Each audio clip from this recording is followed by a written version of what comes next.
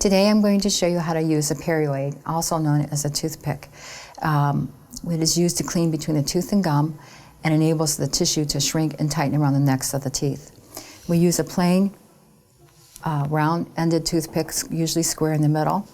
It goes in a holder called a deplacker, which is a fancy name for a toothpick holder. When you flip it over, and it'll say insert stick from this side, it says cheek and tongue. Cheek is universal, it's a different angle. You want the toothpick to stick in through one of these ends here, the round ends, but it doesn't fit. So what you do is you put it down where it's nice and wide, determine how far you want it to stick out, wiggle it up till it clicks in one of those holes. There are little grids here, and you slide the white sleeve up to those grids to make the toothpick nice and tight. It does not go all the way, just to the grids. Once that's accomplished, you break off the long end and you've created your own dental tool. When you're using this Perio Aid, you want to hold it like as if you were holding a pencil, as if you're going to actually write with it. That gives you the proper angle when you're going into the mouth. How you use this is you take the toothpick at a 45-degree angle to the tooth and you place it on the tooth, sliding it between the tooth and gum, but all the pressure is against the tooth, not against the tissue. So you're actually rubbing the tooth underneath the tissue, and you go back and forth about 5 times on the side, the straight front, and the side. The side, the straight front, and the side. You do the same technique on the tongue side. You just flip this in your hand, keeping it like a pencil, and you do the side, the straight tongue side, and the side again, following again the curvature of the tissue.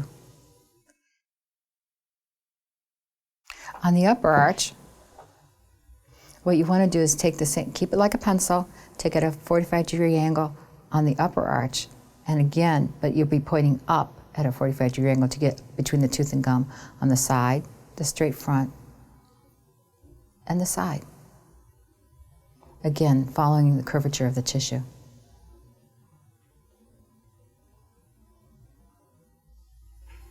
When you're done finishing using it, you can rinse this off, let it air dry.